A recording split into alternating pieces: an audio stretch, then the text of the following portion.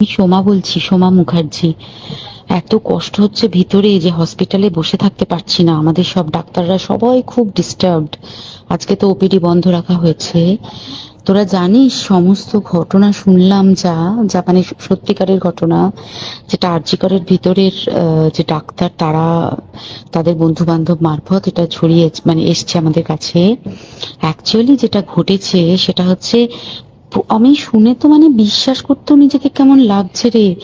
প্রত্যেকটা আমাদের ওয়েস্ট বেঙ্গলের প্রত্যেকটা মেডিকেল কলেজে, বিশেষ করে কলকাতার সরকারি মেডিকেল কলেজগুলোর প্রিন্সিপালরা, ডিপার্টমেন্টাল হেডরা, প্রিন্সিপালরা বিশেষ করে, তারা পাশ করানোর জন্য স্টুডেন্টদের কাছে রীতিমতো টাকা নেয়।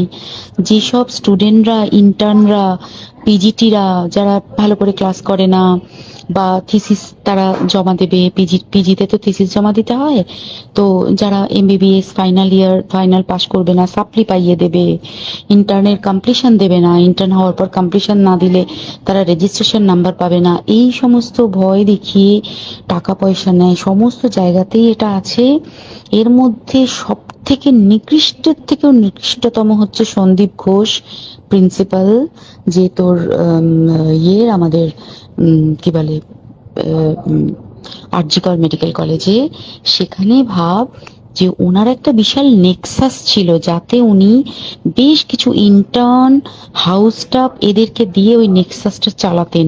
তারা ওখানে একটা সেক্স র্যাকেট চালাতো, তারা একটা ড্রাগ র্যাকেট চালাতো। ড্রাগ র্যাকেট মানে ওই যে ওটাতে বলেছে না, ড্রাগ মানে শুধু ওই হেরোইন আর ব্রাউন সুগারের ড্রাগ খাওয়া বা মদ খাওয়া নয়। ড্রাগ মানে হচ্ছে যে কম দামি, কম টাকায় যে ওষুধ পাওয়া যায়, যে ওষুধ, ওষুধ না জল ভগবান জানে, সেই ওষুধের মানে কোটি কোটি টাকায় যে টেন্ডার বেরোতো, সেই ওষুধ নিয়ে ওষুধ কোম্পানিগুলোর কাছ থেকে কোটি কোটি টাকা, সেই সমস্ত টাকার একটা বড় অংশ যেত পার্টি ফান্ডে। বুঝতেই পারছিস তাহলে।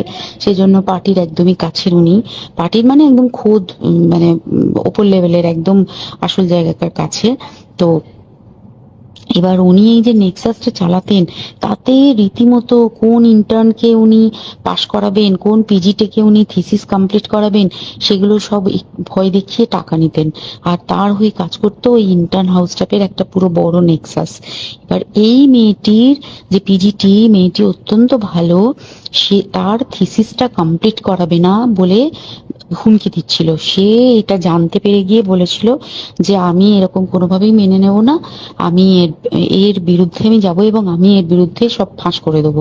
তখন তাকে রীতিমতো ধমক দেওয়া হচ্ছিল। এটা চলছিল লাস্ট 6 মান্থস ধরে, 6 মাস ধরে তাকে হুমকি দেওয়া, তার প্রতি মানে বেশি বেশি প্রথমের দিকে কি করছিল, অত্যাচার করছিল। মানে কিরকম, বেশি বেশি করে নাইট ডিউটি দিচ্ছে, অ্যাটেস্টেড 36 আওয়ার্স ডিউটি, বেশি বেশি করে নাইট, বেশি বেশি করে খাটানো, এবং এগুলো সব জানে ডিপার্টমেন্টাল হেড, চেস্টের যে ডিপার্টমেন্টাল হেড সেও জানে, সিনিয়র পিজিটিরা সবাই জানে।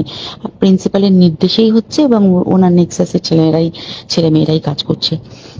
তারা 6 মাস ধরে এটা করেছে। করার পরও যখন ওকে আটকাতে পারেনি, তখন কি করেছে, ওই দিনকে ওরা ঠিক করেছে যে দিনটাতে এই ঘটনাটা ঘটেছে, সেদিন কতখানি প্ল্যান্ড এবং গট আপ গেম দেয়।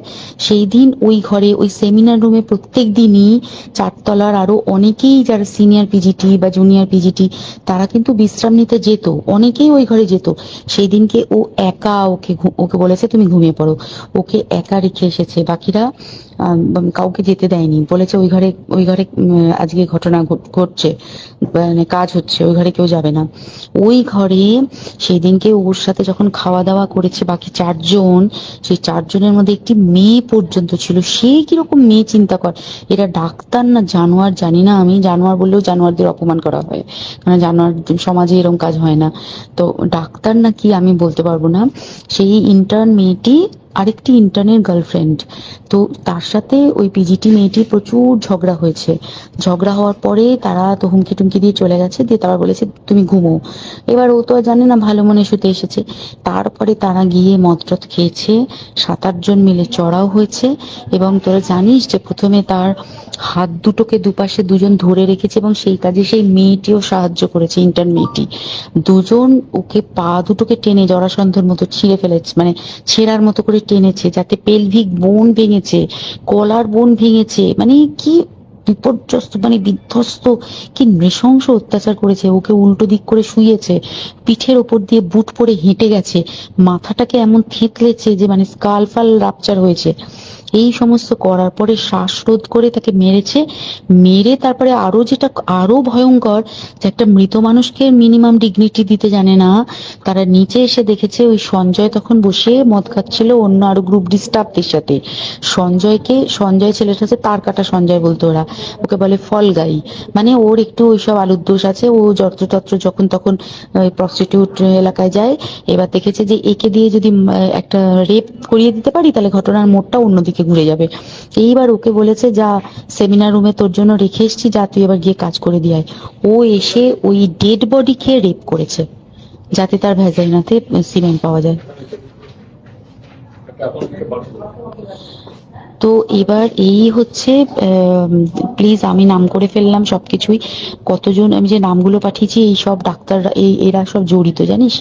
কিন্তু কেউ কোনো প্রমাণ নেই, প্রমাণ লোপাটের জন্য।